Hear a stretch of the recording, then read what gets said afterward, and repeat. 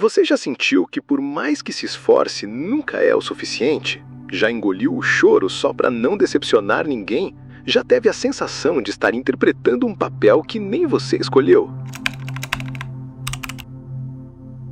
Desde pequena, você foi ensinada que ser boazinha era a sua maior qualidade, que agradar, ceder, calar e servir eram virtudes femininas. E assim, sem perceber, você foi vestindo a fantasia da boa filha, aquela que não decepciona, que cuida de todos, que não dá trabalho. Mas essa imagem, tão elogiada, era uma jaula dourada. Brilhava por fora, mas corroía por dentro. Porque a boa filha raramente diz o que sente. Ela engole a raiva, disfarça a tristeza e finge que tá tudo bem. Tudo para manter o papel que esperam dela. Só que chega um momento em que essa performance começa a cobrar seu preço. Crises silenciosas, ansiedade constante, uma sensação crônica de inadequação. Você começa a perceber que nunca será o suficiente, porque o papel exige que você se anule. E é aí que a maldição se revela. Te ensinaram que bondade era submissão. Quando te chamam de menina do coração puro, é sutil, quase invisível. Vem na forma de elogios que, na verdade, são comandos. Você é tão compreensiva, você sempre ajuda a sua mãe, você nunca dá trabalho. E sem perceber, você começa a entender que amor é algo que se conquista sendo menos você e mais aquilo que esperam. Você se torna refém da expectativa. O paradoxo da boa filha não nasce do abuso direto, mas da idealização sufocante. Quanto mais perfeita você tenta ser, mais distante você fica de si mesma. E o mais cruel, essa prisão tem flores na porta. Você começa a construir sua identidade a partir do reflexo do outro.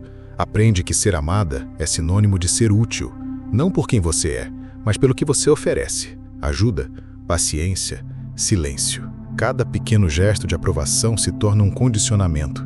Quando você se anula e sorri, recebe afeto. Quando expressa frustração ou contraria alguém, o clima muda. A distância emocional aparece e você, ainda criança, entende. Não pode decepcionar. É assim que a maldição se infiltra.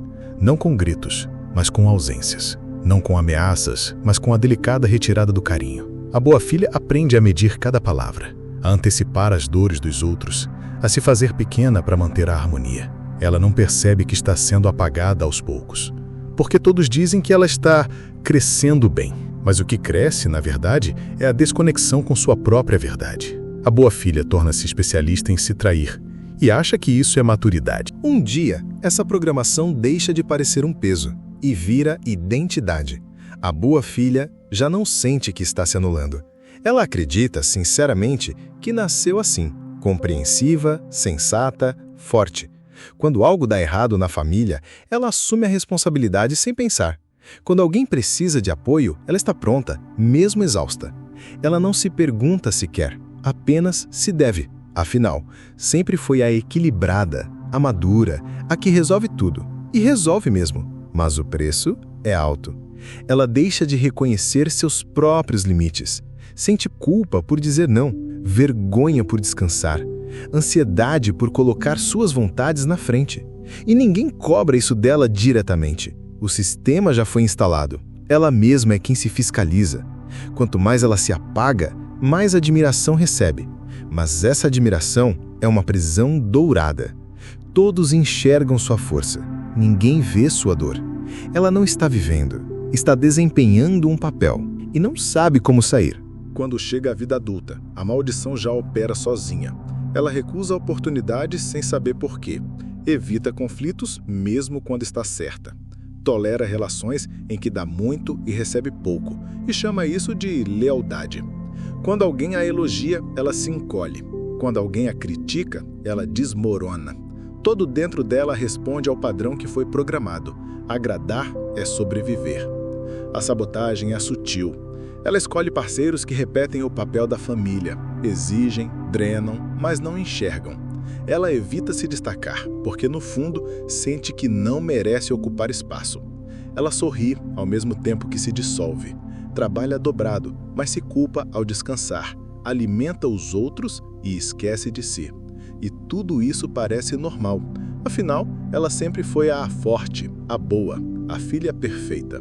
O colapso não vem com um estrondo, vem com uma vida morna, com metas não alcançadas, com desejos que viram pó e com uma pergunta silenciosa que ela empurra todos os dias para debaixo do tapete. Quando é que eu vou viver por mim? Entender essa maldição é o despertar para uma verdade que muitos preferem ignorar. Você foi condicionada a se perder em nome do bem que esperam de você. Esse despertar é desconfortável, porque derruba as falsas certezas que sustentam sua identidade. A boa filha, a filha que não cria problemas, que aceita o inaceitável. Mas o verdadeiro poder está em reconhecer que essa bondade, quando imposta e sacrificada, vira uma prisão invisível, uma armadilha silenciosa que destrói seu potencial. Libertar-se não é um ato de rebeldia, mas de autorrespeito e coragem. Enquanto muitos seguirão no ciclo da obediência cega, você tem a chance rara e preciosa de escolher o caminho da autenticidade, de priorizar a si mesma sem culpa.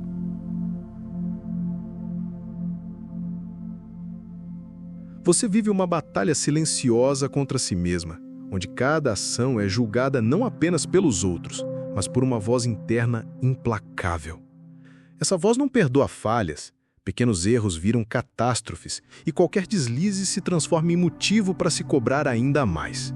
Você sente que nunca é suficiente, que seu esforço nunca alcança o ideal esperado. Essa busca constante pela perfeição paralisa suas decisões, cria um medo que suprime a criatividade e o desejo genuíno de experimentar e aprender. No trabalho, isso pode significar hesitar em apresentar ideias por medo de errar. Na vida pessoal, evitar se expor para não ser julgada. Essa prisão emocional e mental é invisível para quem observa, mas domina seu cotidiano, minando seu valor e sua confiança. É um veneno lento que corrói a alma sem alarde. Com o tempo, essa busca obsessiva pela perfeição deixa de ser um peso momentâneo e se transforma em sua norma, seu modo de vida. Você passa a internalizar essa voz crítica como algo natural, quase um dever moral. Erros deixam de ser simples equívocos para se tornarem falhas pessoais irreparáveis. A ansiedade vira companheira constante. A insônia e o medo do julgamento alheio se tornam parte da rotina. No emprego, essa mentalidade cria um ciclo de exaustão, pois você se impõe prazos impossíveis e se recusa a delegar tarefas, acreditando que só você pode fazer do jeito certo. Em relacionamentos, isso se traduz na necessidade de agradar e corresponder a expectativas irreais, sacrificando suas próprias necessidades e desejos. O perfeccionismo deixa de ser uma escolha e vira uma prisão invisível que controla seus passos. No ambiente de trabalho, a pressão por ser o filho perfeito transforma-se em autoexigência extrema. Você aceita tarefas além da sua capacidade apenas para não decepcionar. A procrastinação surge, paradoxalmente, não por preguiça, mas pelo medo paralisante de não entregar algo perfeito. Você revisa e refaz o mesmo relatório inúmeras vezes, atrasando entregas e aumentando o estresse. A incapacidade de delegar tarefas resulta em sobrecarga e isolamento, pois acredita que os outros não cumprirão os padrões que você impõe a si mesmo. Em casa, essa busca constante pelo ideal se manifesta em uma necessidade de controlar cada detalhe. Você tenta agradar familiares e amigos, muitas vezes ignorando seus próprios limites. Isso provoca uma exaustão emocional silenciosa, um sentimento de nunca ser suficiente. A vida se torna uma balança instável entre o esforço desmedido para corresponder às expectativas e a culpa por não conseguir alcançar a perfeição desejada. A busca incessante pela perfeição, longe de ser apenas um esforço, torna-se uma armadilha silenciosa que você mesmo constrói. Cada tentativa de alcançar um padrão inalcançável não fortalece, mas corrói sua confiança. Você se torna o principal sabotador da própria vida, minando suas conquistas antes mesmo que sejam reconhecidas. No fundo, essa autossabotagem se manifesta como um medo profundo de fracassar, mas também de ser visto como normal, comum ou, pior, imperfeito. Isso faz com que você recuse oportunidades que desafiem seu conforto ou exponham suas falhas. Você procrastina, paralisa decisões e evita riscos, alimentando um ciclo vicioso de ansiedade e baixa autoestima. Além disso, o perfeccionismo imposto cria uma voz interior implacável, um crítico que nunca se satisfaz. Essa voz sabota sua paz mental, gera ansiedade constante e, muitas vezes, leva à depressão, porque a perfeição nunca será alcançada e a insatisfação nunca cessará. No trabalho, esse padrão autodestrutivo pode fazer com que você rejeite promoções, temas mais complexos ou até mesmo quebre relacionamentos profissionais por medo de errar. Na vida pessoal, afasta conexões sinceras, pois o medo de não ser suficiente impede a vulnerabilidade. Assim, a autossabotagem invisível é o último e mais cruel estágio dessa maldição. Ela não apenas destrói o que você construiu, mas sabota o que você ainda poderia ser.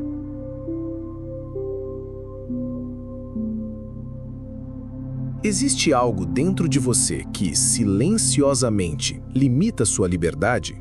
Uma moral invisível que você carrega sem perceber. Essa moral, um conjunto de valores que celebra a submissão, a renúncia e a obediência como virtudes, enquanto sufoca seu desejo legítimo de autonomia e poder. Nietzsche chamou essa moral de um sistema dos fracos, dos ressentidos que, incapazes de conquistar o próprio destino, se agarram ao conformismo e à inveja daqueles que ousam ser livres. Hoje, essa moral está presente em suas escolhas, em suas dúvidas e no modo como você aceita regras que não questiona. Elogios viram ordens. Você vira reflexo, não pessoa. Você cresce ouvindo que deve ser bom, obediente e respeitoso, mas nunca é ensinado a questionar a origem dessas regras. Aos poucos, você passa a medir seu valor pela aprovação alheia, esquecendo sua vontade própria. Essa moral se infiltra disfarçada de proteção, uma maneira de evitar conflitos, rejeições e punições. Você aprende a sufocar desejos e opiniões para se encaixar, acreditando que assim será amado e aceito. É uma armadilha que prende sua autenticidade, fazendo com que a renúncia seja confundida com virtude. E enquanto isso, seu poder interior definha, sem que você sequer perceba. Essa moral do escravo deixa de ser apenas uma influência sutil e se torna o padrão normal do seu comportamento. Você não apenas aceita a renúncia, mas começa a buscá-la como uma forma de segurança emocional. A obediência e a conformidade passam a ser sinônimos de ser bom e merecer amor. Questionar ou desafiar se transforma em um risco que você não quer correr. Sua identidade se molda em torno dessa dinâmica. O medo do conflito internalizado faz com que você reprima pensamentos e desejos autênticos. As vozes internas que clamam por autonomia e poder são abafadas, substituídas por justificativas que minimizam seus sonhos. No fundo, você vive preso a uma tirania invisível, onde o bom filho é aquele que sacrifica sua liberdade para garantir uma falsa paz. Você começa a duvidar de si mesmo, sabotando seus próprios passos rumo à liberdade e realização. Essa voz interna crítica, moldada pela submissão e pelo medo do julgamento, mina sua confiança, impedindo que você tome decisões ousadas ou busque seus verdadeiros desejos. Sem perceber, você se torna seu próprio carrasco, repetindo ciclos de culpa, arrependimento e autojustificação. Cada vez que tenta romper o molde, a culpa por desobedecer aos padrões ensinados o puxa para trás, reforçando a prisão invisível. É um paradoxo cruel. O bom filho que deseja ser livre, mas é impedido pelo próprio compromisso com a obediência e aprovação. Não se trata de rejeitar o respeito ou a ética, mas de distinguir quando a obediência se torna autoanulação. O bom filho que você foi ensinado a ser pode ser a maior barreira entre você e sua liberdade interior. Só ao romper esse ciclo invisível, você poderá construir uma identidade autêntica, livre das correntes da aprovação externa.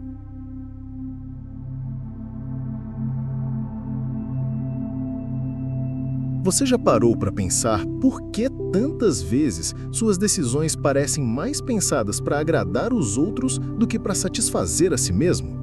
Existe algo dentro de você que te empurra a buscar aprovação o tempo todo, como se sua vida dependesse disso.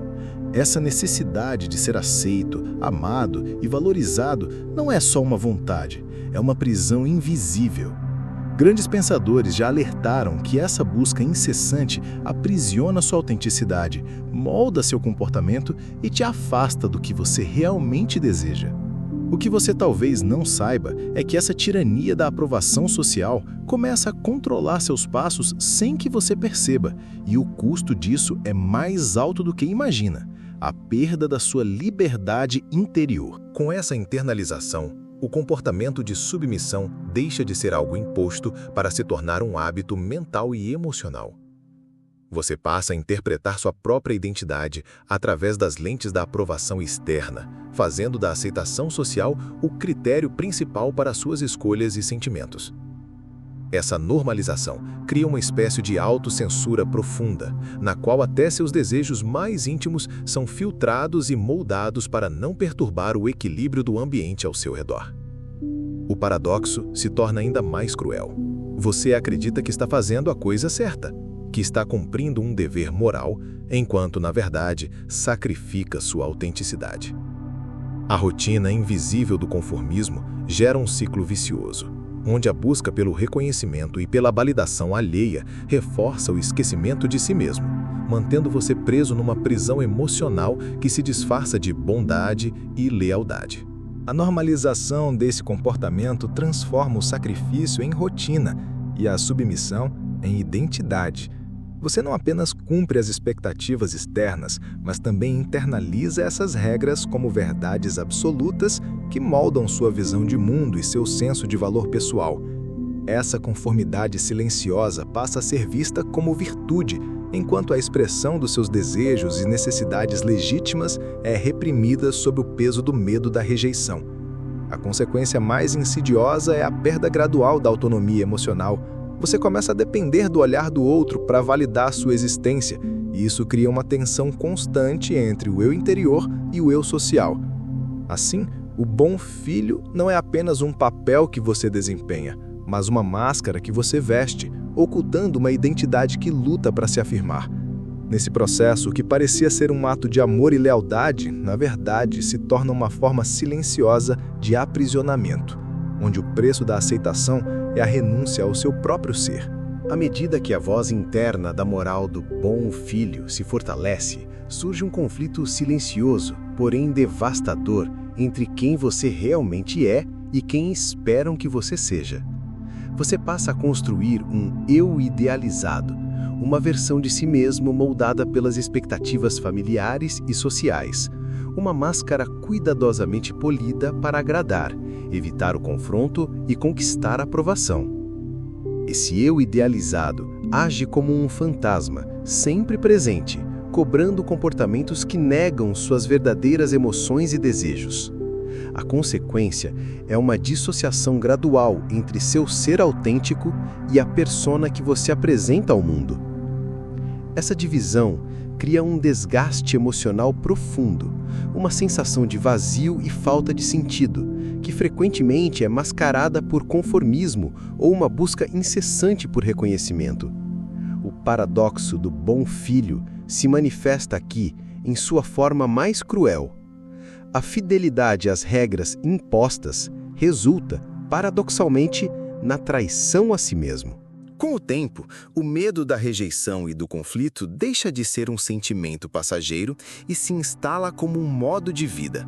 Você aprende a antecipar as consequências negativas de qualquer ato que desafie a expectativa alheia, seja um olhar de desaprovação, uma palavra ríspida ou o silêncio frio de quem esperava mais. Essa antecipação constante transforma-se em uma ansiedade latente, um estado permanente de alerta que limita sua capacidade de agir espontaneamente. O medo deixa de ser apenas uma reação externa e se torna uma prisão interna, um cárcere invisível que guia seus passos e escolhas. Assim, o paradoxo do bom filho se torna uma armadilha psicológica. Na busca por aceitação e paz, você se submete a uma vigilância interna implacável que mina sua liberdade, sua criatividade e seu próprio senso de identidade. Você se frustra, mas se cala para não perder a aprovação dos colegas ou chefes.